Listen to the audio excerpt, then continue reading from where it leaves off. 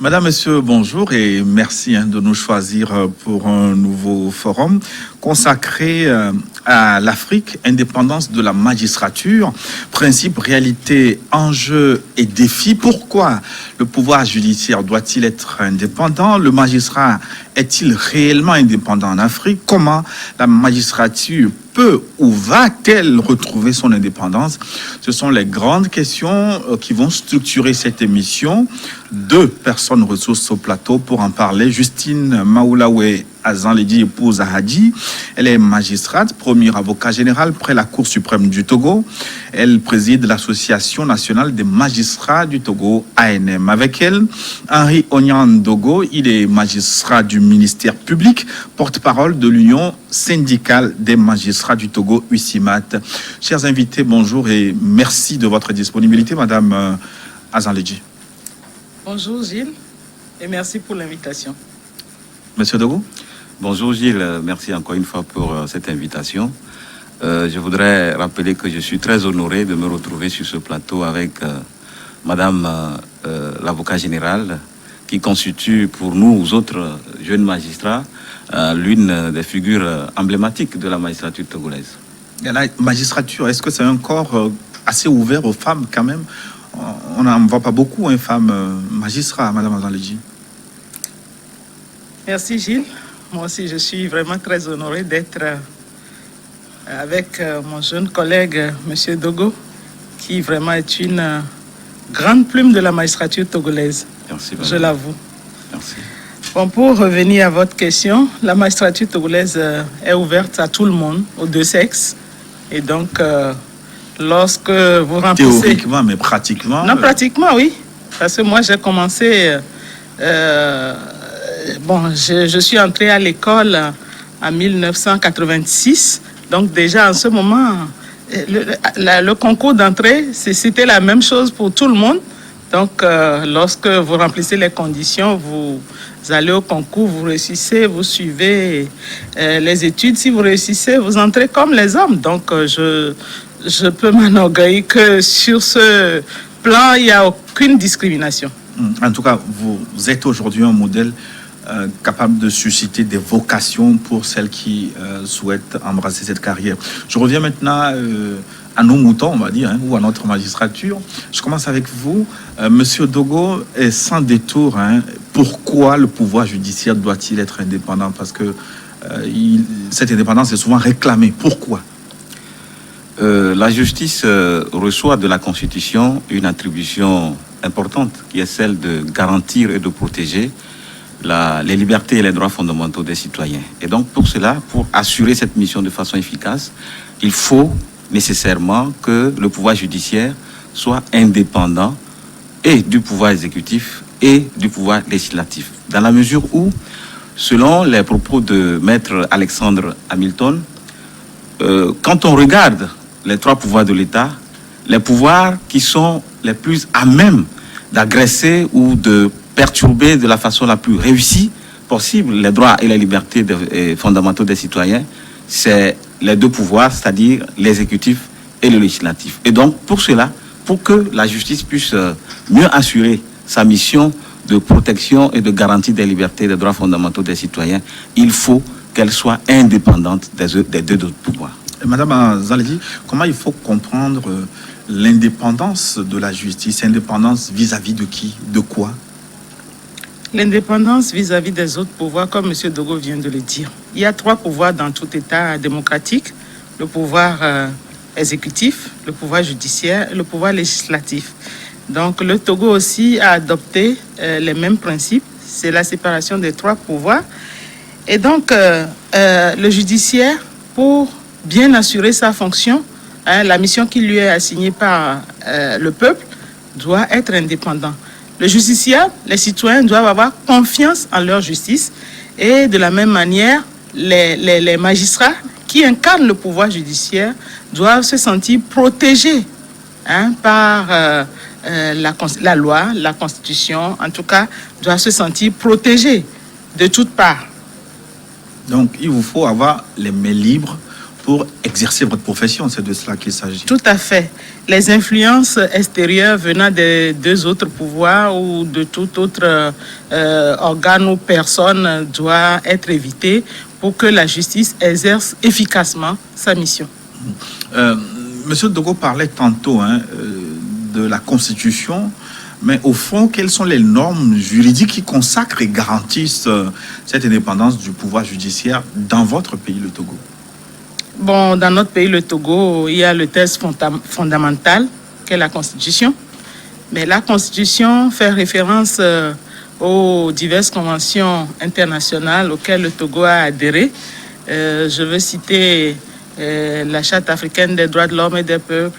Je veux citer le texte fondamental de l'ONU, la Charte des droits de l'homme et beaucoup d'autres instruments auxquels le Togo a adhéré. Mais la base au Togo, c'est la Constitution. Monsieur Dogo? Oui.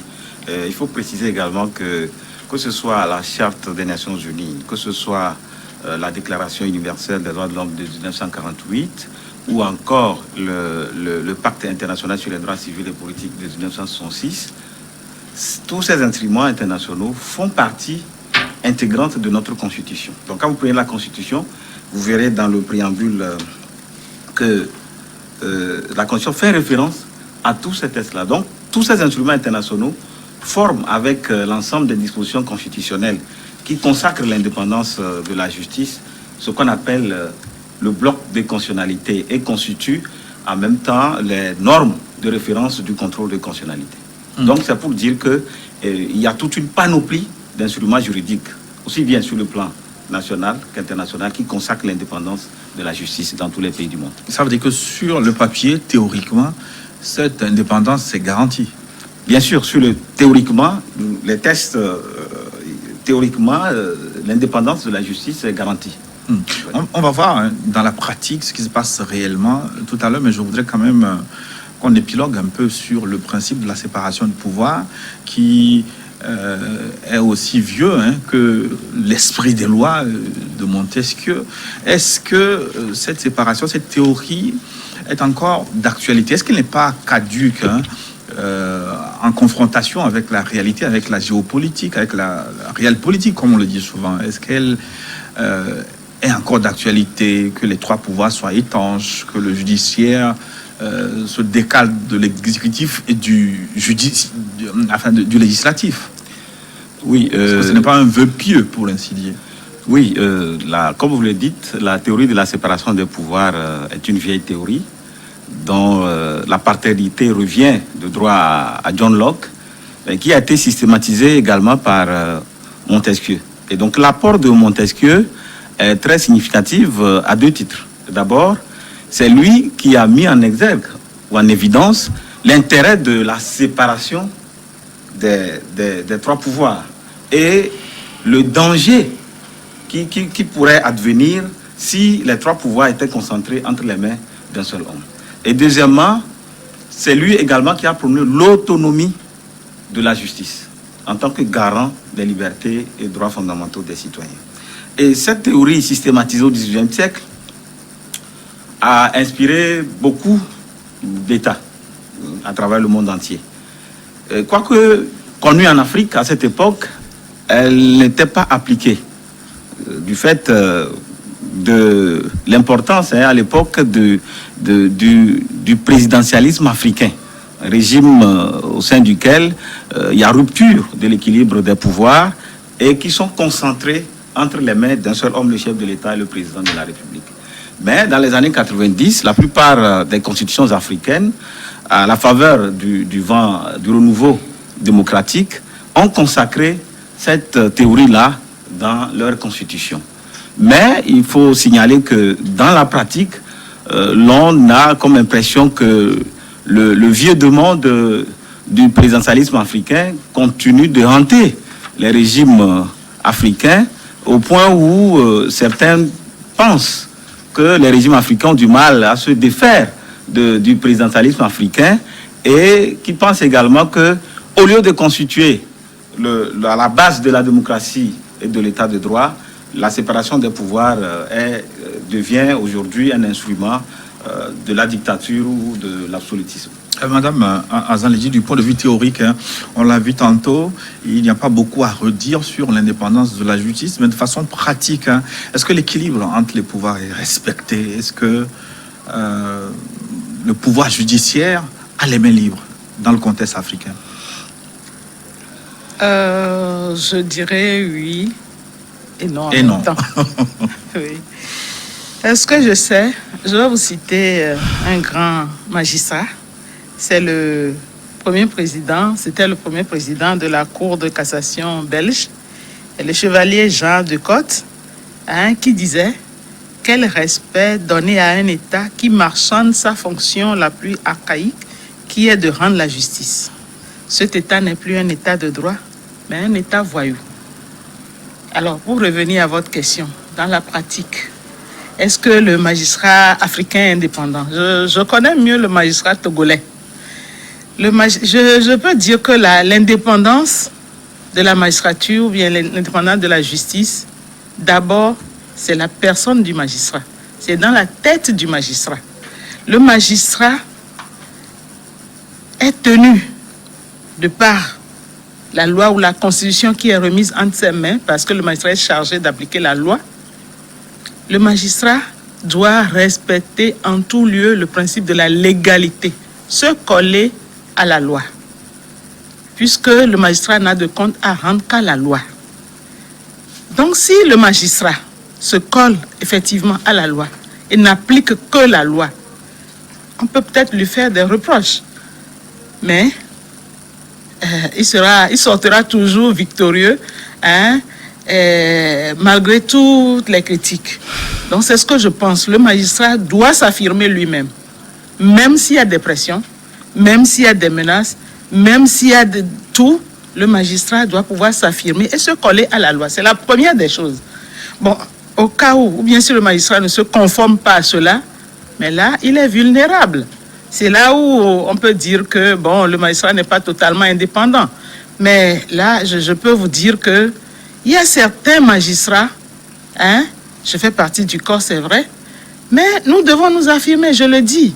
Il ne faut pas qu'à chaque dossier, le magistrat lui-même prenne son dossier et aille chez, ou bien se pointe là où il ne devait pas aller pour demander des instructions. Des instructions fermes. Oui, le magistrat n'a de compte à rendre qu'à la loi.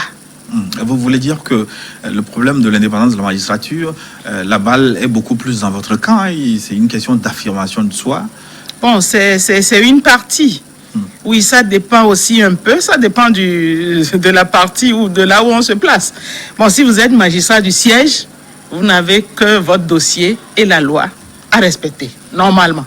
Magistrat du siège, c'est-à-dire ce qu'on connaît... Celui qui décide, juge, statue comme juge. Bon, il y a aussi l'autre, le magistrat du parquet, qui hiérarchiquement dépend de l'exécutif, le ministre de la Justice. Ça veut dire qu'il doit recevoir des instructions. Lui, il reçoit des instructions, il doit se conformer à ces instructions. C'est vrai qu'aujourd'hui... Ces instructions ne sont pas conformes à la loi. Que fait le magistrat dans ce cas? Bon, il y a un principe que nous citons généralement en droit, que la parole est libre, mais la plume est serve, n'est-ce pas? Donc, vos réquisitions écrites doivent être conformes aux instructions que vous avez reçues, mais à l'audience, la parole est libre. Vous pouvez exprimer vos opinions. Nous avons la chance d'avoir un magistrat du ministère public avec nous. Ah oui, moi aussi j'ai été longtemps magistrat du parquet, je le suis actuellement. Ah, d'accord. Donc, votre réponse vaut. Alors, Monsieur Dogo, est-ce que le magistrat est indépendant dans le contexte africain? Oui, comme vient de le souligner Madame Azan-Ledji, il faut faire la part des choses. Il ne faut pas tout mélanger, même si tout est mélangé par les mots. Les gens disent souvent que la justice est manipulée, l'exécutif donne des instructions à la justice pour décider dans tel ou tel sens. Il faut distinguer les magistrats du ministère public, qui sont les magistrats du parquet, et les magistrats du siège, qui détiennent réellement le pouvoir de décider. Les magistrats du ministère public, eux, ils sont soumis aux instructions hiérarchiques données par leurs chefs hiérarchiques respectifs. Donc ce sont les procureurs et leurs substituts. Les procureurs, les substituts. Voilà. Et donc eux, comme je le dis, sont soumis à ces instructions. S'ils ne les exécutent pas, ils s'exposent aux sanctions disciplinaires. Ça, c'est leur cas. Maintenant, pour le cas des magistrats du siège. Mais avant d'en arriver aux magistrats du siège, qu'est-ce qui arrive si votre supérieur hiérarchique vous donne des instructions qui ne sont pas conformes à la loi? Oui, il faut dire que le supérieur hiérarchique ne peut pas donner des instructions qui ne sont pas conformes à la loi. Mais ça peut arriver. Si ça arrive, comme le dit madame, si on vous donne des instructions que vous voyez vous-même manifestement en déphasage avec la loi, vous avez, quand vous prenez vos réquisitions écrites, vous êtes tenu de vous conformer à ces instructions. Mais une fois à l'audience, vous avez la liberté d'exprimer votre point de vue, ce qui semble être bon en droit. Voilà. Alors maintenant, vous étiez en train de parler des juges assis. Hein? Oui, des magistrats, du siège. Oui, qui constituent vraiment qui détiennent le véritable pouvoir de décision. Eux, ils ne reçoivent pas des instructions. Ils n'ont que la loi et leur dossier. Voilà. Donc, ceux-là, en réalité, quand on parle d'indépendance, on doit faire beaucoup plus allusion. Oui, quand on parle d'indépendance, juge, il faut beaucoup plus faire allusion au juge, à celui-là qui décide, qui a le dernier mot dans les affaires. Maintenant, la question, est-ce qu'il est indépendant, le juge, en Afrique ou au Togo, chez vous? Oui, chez nous au Togo, la plupart des instruments juridiques que nous avons cités tout à l'heure. Oui, mais on a déjà parlé des instruments juridiques. La pratique maintenant. Oui, la pratique, en fait, le problème, c'est que le fonctionnement de la justice est ignoré des citoyens. Même au plus haut sommet de l'État. Il y en a qui ne comprennent. Vous pouvez être professeur titulaire à l'université, mais quand vous tombez dans le système judiciaire, vous vous perdez. Donc c'est ça qui fait que les gens ont tendance à étiqueter les magistrats comme si ils ne sont pas indépendants, ils sont inféodés au pouvoir, qui n'exercent pas librement. Donc vous voulez dire que les reproches qui vous sont souvent faits sont injustes? Oui, d'une part. La plupart sont injustes. Mais c'est vrai que les brebis galeuses, il en existe dans tous les corps. Donc ce n'est pas pour autant qu'il faut, sur la base du comportement indélicat d'une minorité de personnes, qu'on puisse jeter de l'anathème général sur tout un corps. Mais, Madame Azan-Ledji, qu'est-ce qui arrive souvent comme interférence des autres pouvoirs dans le système judiciaire? Bon, interférence, souvent c'est quand, surtout l'exécutif qui intervient. C'est lorsque, bon, vous savez, l'exécutif, c'est lui en tout cas, c'est lui qui détient le grand pouvoir, si je peux m'exprimer ainsi. C'est l'exécutif qui pouvoir pratiquement à tout. C'est vrai que le pouvoir judiciaire doit être indépendant et tout. L'indépendance financière, un peu, c'est le pouvoir exécutif et le législatif qui décide. Bon, c'est dire qu'il y a cette indépendance, mais ce n'est pas une indépendance absolue. Il faut une collaboration entre les trois pouvoirs de toutes les manières. Les trois pouvoirs, je dis, se contrôlent et il y a interférence quand même entre les trois pouvoirs d'une certaine manière. Bon, maintenant, le juge. Je l'avais dit tantôt que le juge n'a de compte à rendre qu'à la loi. Puisque l'article 113 de notre Constitution le dit, le pouvoir judiciaire est indépendant du pouvoir législatif et du pouvoir exécutif. Et les juges ne sont soumis dans l'exercice de leurs fonctions qu'à l'autorité de la loi. Je n'invente rien. C'est notre Constitution, à son article 113, qui le dit.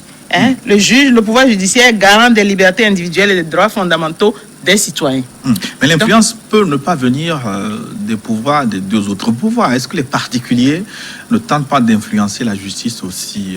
Oui, les particuliers tentent. Mais le juge doit être au-dessus de toutes ces tentations et persécutions. Bon, il y a l'actuel président de la Cour suprême, président du CS, du Conseil supérieur de la magistrature, qui a retenu, en tout cas, qui fait de la modernisation, en tout cas, de l'indépendance de la justice, son credo. Alors, il a retenu le principe des 3 M, que moi j'appelle le principe des 3 M. D'abord, la modernisation, et l'État s'y est attelé depuis 2005. La motivation, il faut motiver les magistrats, leur indépendance financière, en mettant à leur disposition, en tout cas, ce qu'il faut pour qu'ils travaillent bien dans de bonnes conditions. Moi, je pensais que la loi suffisait pour motiver. Je vais y arriver. Non, la loi seule ne suffit pas. Et le 3e M, c'est... L'homme ne vivra pas seulement de loi. Le troisième M alors. La modernisation, la motivation et la moralisation. Donc, ceux qui ne veulent pas se ranger, se conformer mais à la loi, malgré la modernisation, malgré la motivation, alors il faut venir à la moralisation. Donc, depuis 2013, le Conseil supérieur de la magistrature, qui est l'organe de gestion de la carrière des magistrats et de leur discipline, a essayé d'édicter un guide à l'endroit des magistrats d'abord, ensemble avec les magistrats. Hein, ce n'est pas seulement le CS, le Conseil supérieur de la magistrature, CSM, que nous appelons tout court CSM. Ce n'est pas seulement le CSM. Il y a tous les magistrats qui se sont réunis pour édicter un guide. Donc, chaque magistrat, c'est en quelque sorte leur bréviaire et ils doivent s'y conformer. Et donc, ensemble, nous avons fait ce document. Et quelques années plus tard, le guide, c'était en 2013, novembre 2013, et déjà en 2017, et plus précisément en 2018, il y a eu le guide des droits et obligations du justiciable. Le justiciable aussi doit connaître ses droits face à la justice, doit connaître également ses obligations, ses devoirs, et ne pas faire certaines choses à l'endroit du juge. Beaucoup le font sans le savoir. Et là, je sais que vous allez me poser une autre question, mais c'est pour aborder un peu le problème de corruption. Parce que les juges, je le sais, sont décriés, hein? Sont décriés, les gens disent que les juges sont corrompus et autres, sans vouloir vraiment vérifier si les juges sont effectivement ou bien sont tous corrompus. Donc, les justiciables même ignorent ça. Avec le guide des droits et obligations du justiciable, le justiciable sait aujourd'hui, en tout cas nous avons fait une grande campagne, toute l'année 2018, c'était ça, depuis Dapaon jusqu'à Lomé. Il y a un citoyen qui dit de Sinkase à Djankase. Donc, c'est que tous les citoyens togolais sont au courant que quand je vais à la justice, je ne dois pas, en dehors de mon dossier, et de tout ce dont j'ai besoin pour constituer le dossier, faire avancer le dossier, je ne dois pas faire des enveloppes aux magistrats ou à tout auxiliaire de justice ou bien à tous ceux qui collaborent à la justice. C'est pour l'encourager. Encourager quoi? Le juge est payé. Le juge est payé. Donc, le justiciable doit savoir qu'il n'a pas à faire d'enveloppe au juge. Il laisse son dossier évoluer normalement. Parce qu'il n'y a jamais de corrupteur, de corrompu sans corrupteur. Les deux marchent de pair. Donc, le citoyen aussi doit comprendre que la corruption doit cesser. Donc, je ne vais pas devant le juge avec une enveloppe. Et le juge aussi ne doit pas exiger de moi une enveloppe. Le juge, il a son dossier, il regarde ce que le justiciable demande. Qu'est-ce que la loi dit? Qu'est-ce que je dois décider? C'est tout. Et lorsque le justiciable, déjà, en première instance, au niveau du tribunal, n'est pas satisfait de la décision rendue par le premier juge, il y a des voies de recours. Il fait tout simplement appel.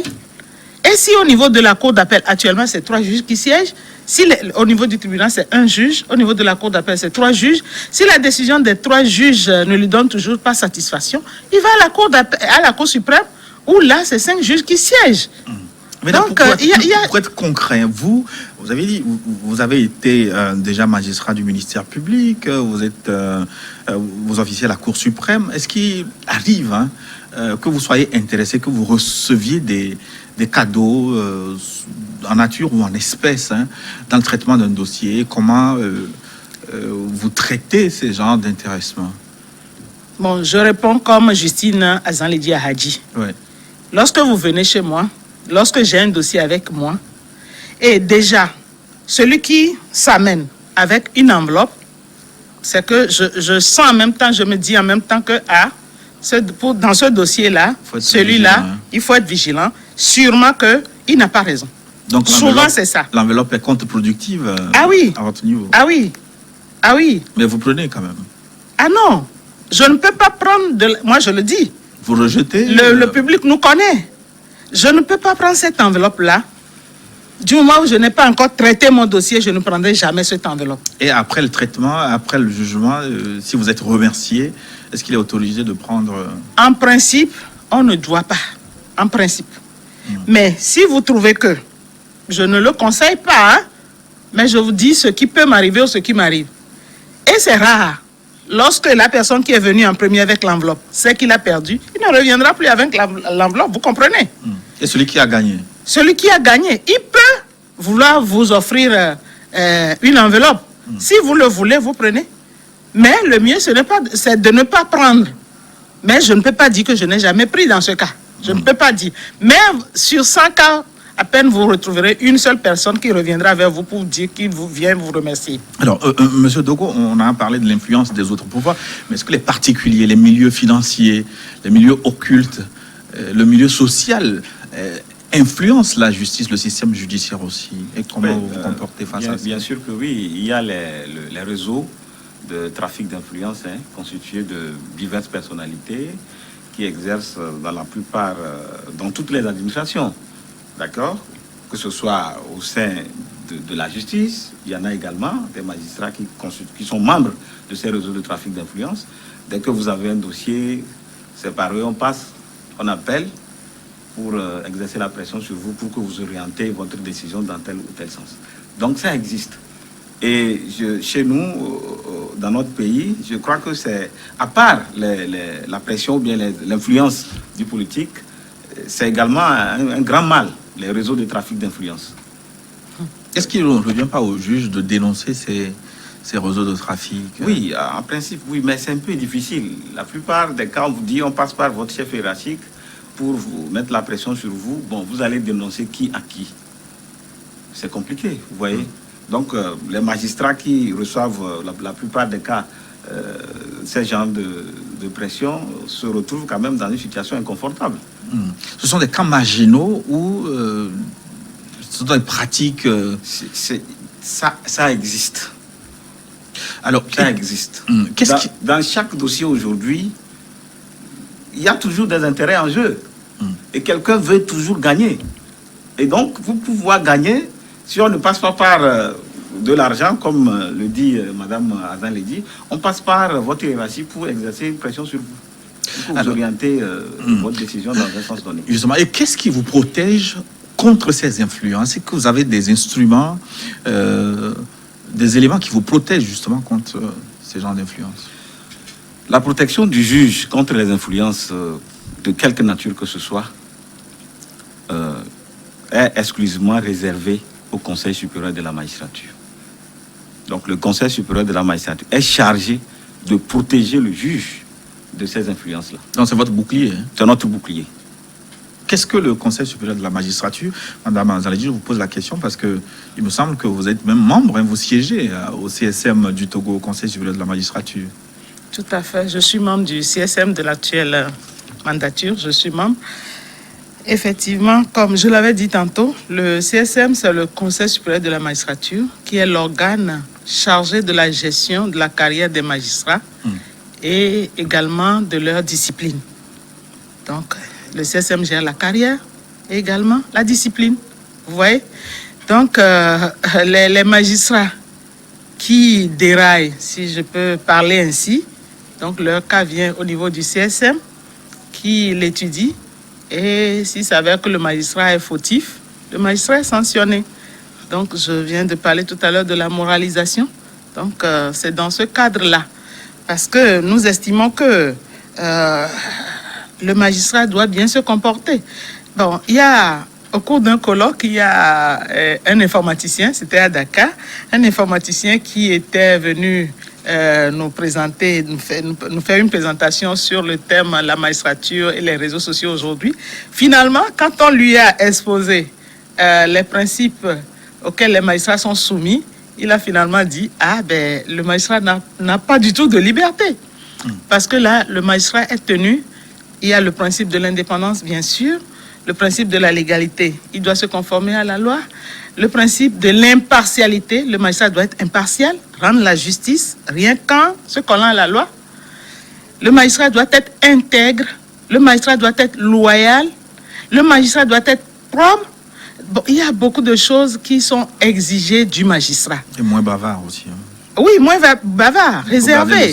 Le secret professionnel. Les soirs, des week-ends, vous allez voir beaucoup de gens dans les bars en train de cuver. Mais le magistrat, il ne lui est pas autorisé de se présenter comme ça. Le magistrat, même jusque dans sa vie privée, est suivi. Donc le magistrat doit beaucoup faire attention. Et donc, lorsque vous déraillez un tout petit peu, c'est le conseil qui est saisi. Oui, justement, il parlait du conseil en tant que bouclier. Ça veut dire que les cas de trafic d'influence doivent être rapportés au CSM. Est-ce que ça vient, ces cas-là, comment vous les traitez? Comment vous faites pour protéger les magistrats? C'est vrai, le magistrat qui se sent influencé doit saisir le CSM ou sa hiérarchie, rendre compte. Vous n'êtes pas sans savoir qu'il y a quelques mois, certaines juridictions ont été attaquées. Donc, dans sa sécurité, le magistrat est touché. Dans sa personne, qu'est-ce que vous voulez dire? Oui, il y a des manifestations et les gens sont allés jusqu'à casser le domicile du magistrat, casser le tribunal et s'attaquer à la personne ou bien à ceux qui sont avec le magistrat. Le magistrat doit être protégé. Donc, s'il y a des écarts comme ça, le CSM est saisi et prend les dispositions nécessaires pour éviter ces genres de choses. Bon, dans sa personne aussi, le magistrat, dans sa personne et dans son travail, le magistrat doit être protégé. C'est pour cela que je dis le magistrat, la première des choses, c'est de se coller à la loi qui est remise entre ses mains. Lorsqu'il y a un cas, vous avez des pressions de part et d'autre. Vous, ce qui vous est demandé, c'est de rendre la justice, comme cela se doit. Et là, je vais vous citer un petit cas entre griffes. J'étais... dans les années 80, en tout cas en 98, j'étais juge vice-président du tribunal de Lomé chargé des affaires matrimoniales. Et j'ai eu un cas. Et c'était un couple, le monsieur est étranger, la dame togolaise. Ils se sont présentés à moi pour... En tout cas, c'est le monsieur qui avait demandé le divorce. La dame ne voulait pas le divorce.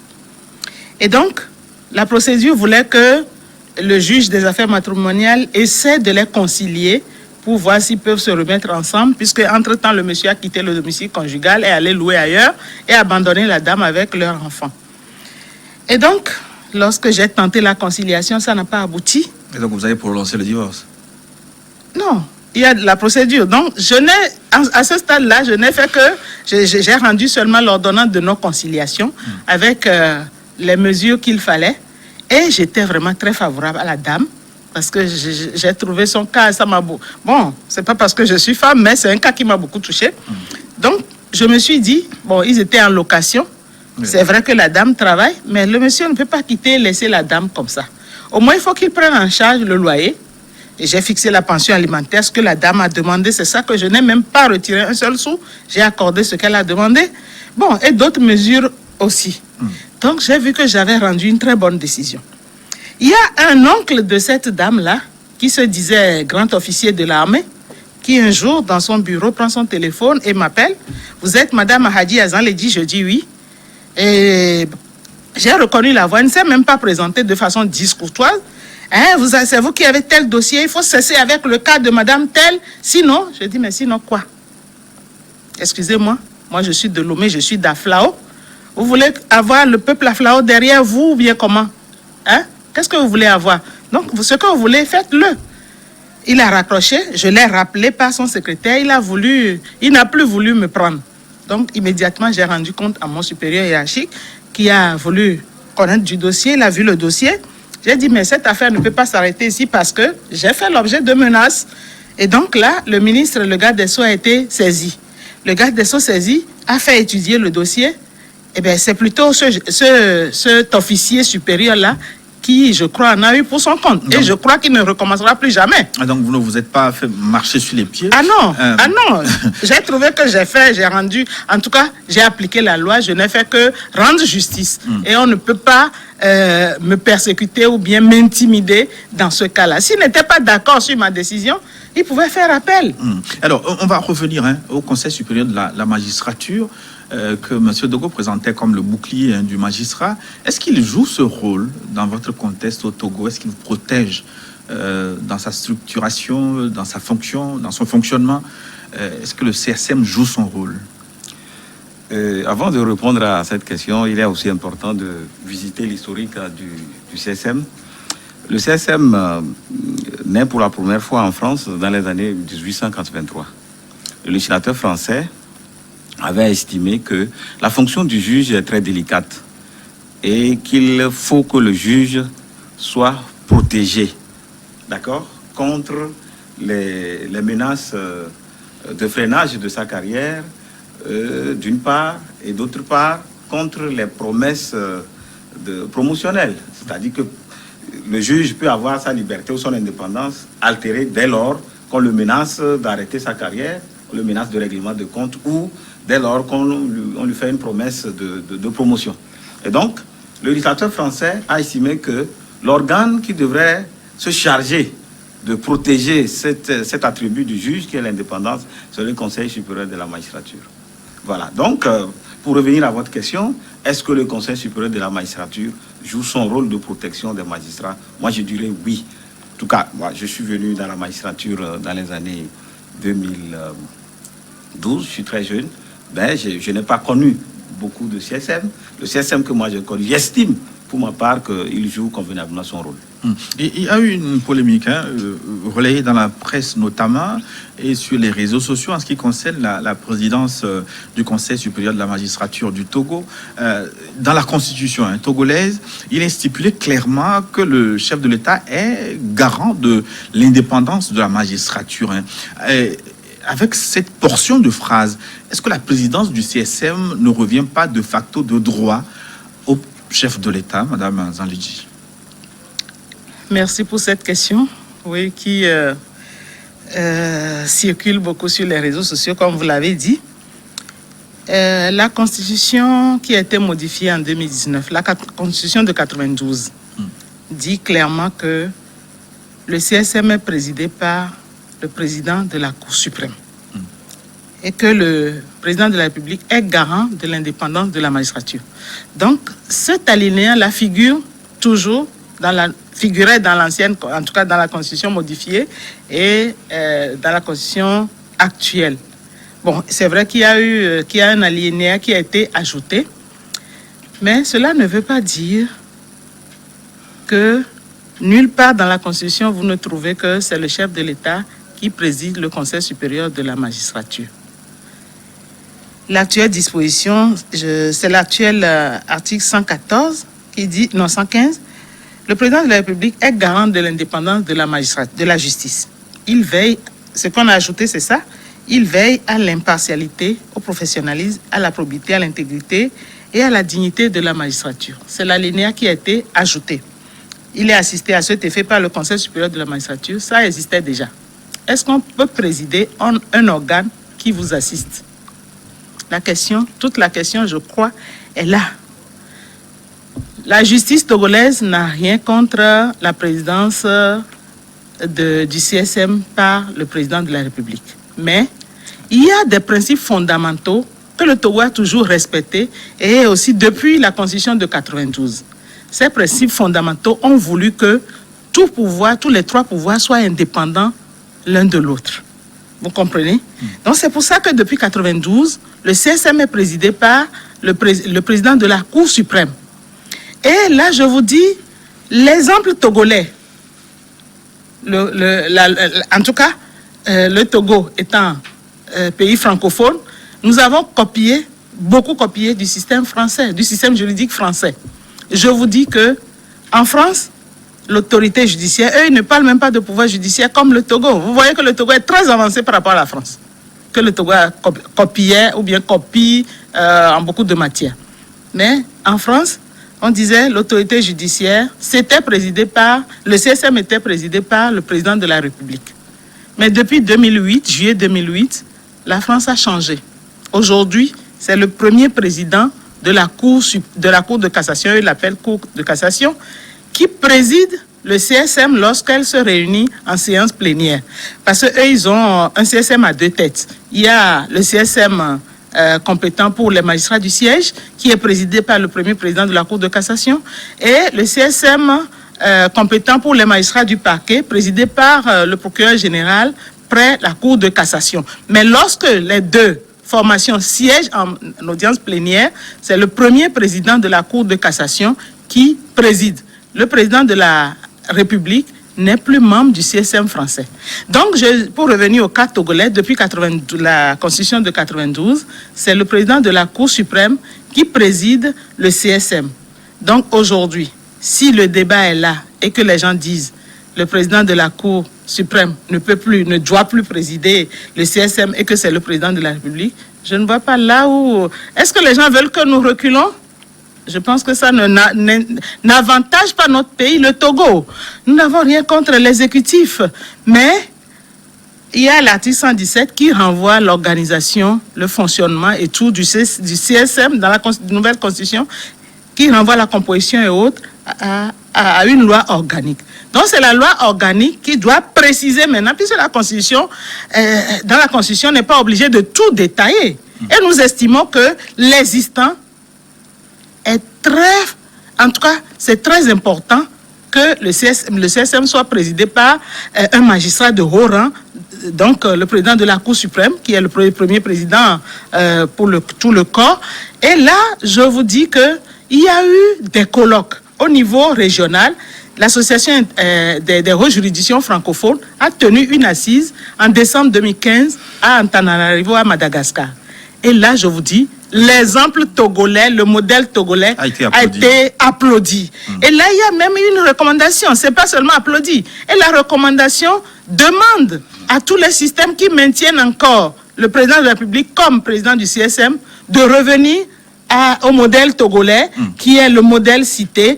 Et en plus, il y a eu un autre colloque aussi réunissant tous les CSM francophones à Paris. Et là, c'est maintenant le monde entier à Paris qui ont opté pour la même solution et que l'exécutif ne soit plus membre, en tout cas ne soit plus à la tête des CSM.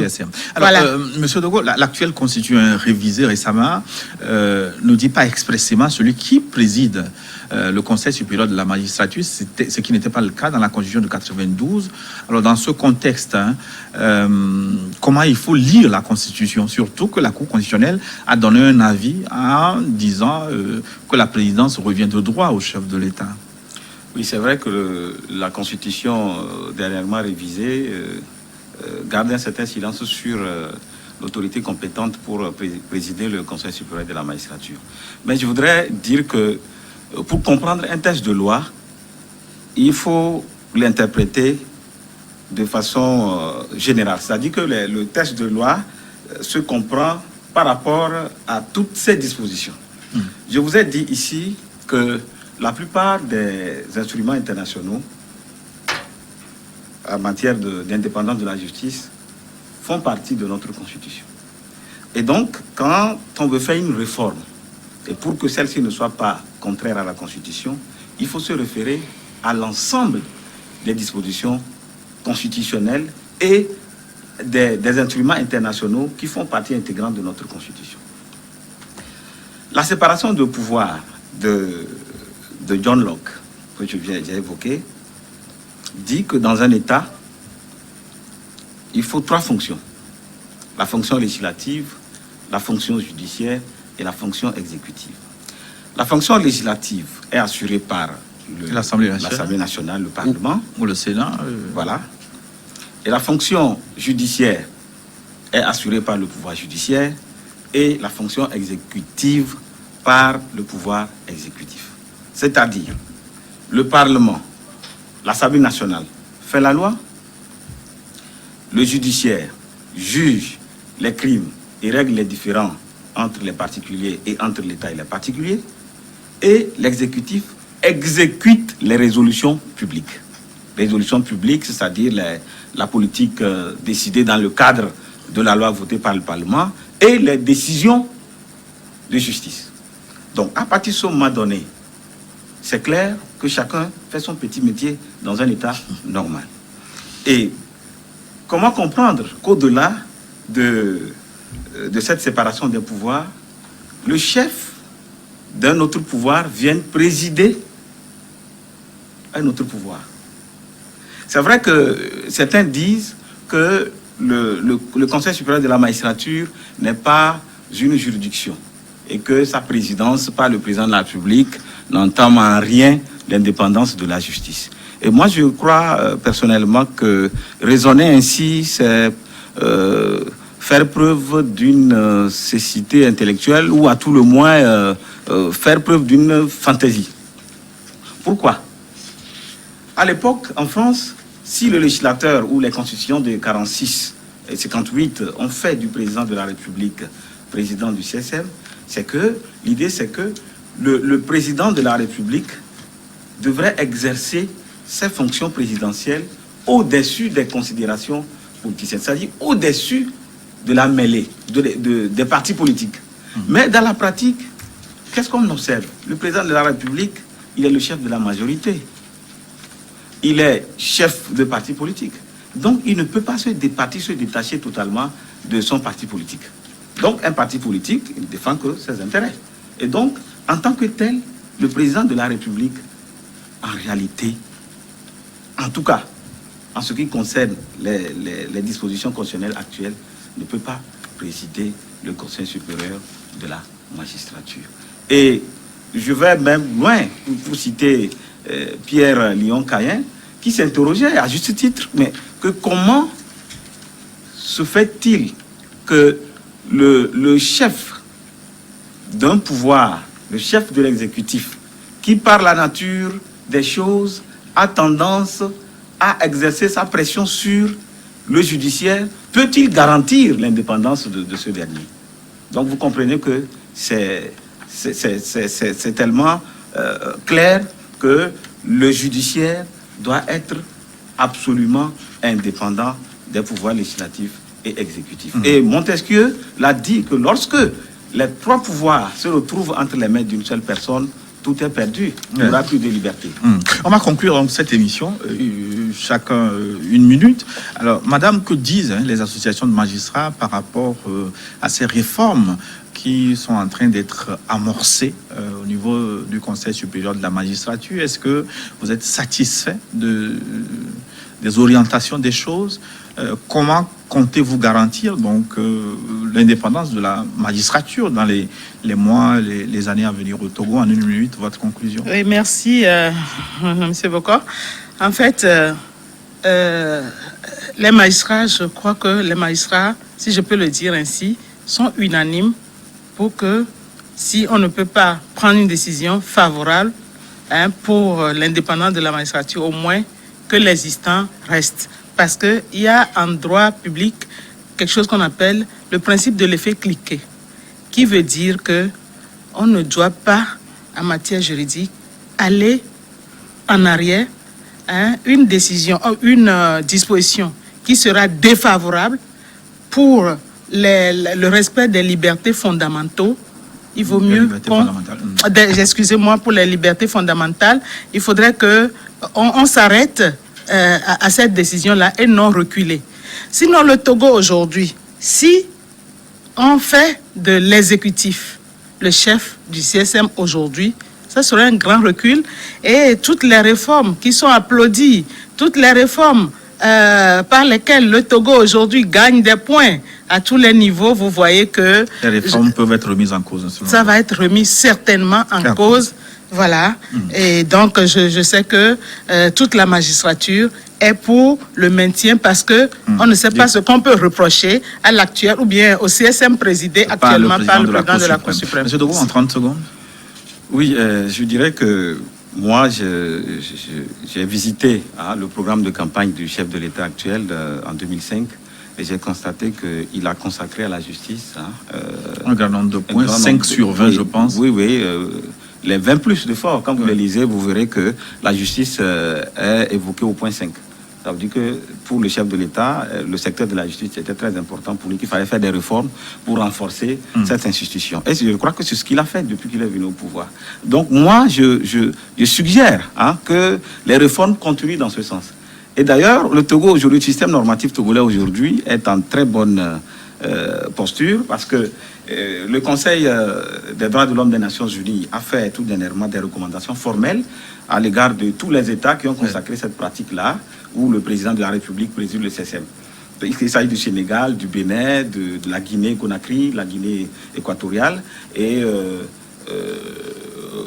un autre pays. Donc le Conseil des droits de l'homme des Nations Unies est clair. Il dit de prendre des mesures législatives nécessaires pour renforcer l'autonomie de la justice, notamment en excluant les membres de l'exécutif du Conseil supérieur de la magistrature. Donc c'est pour vous dire qu'aujourd'hui, le système togolais est un exemple à suivre.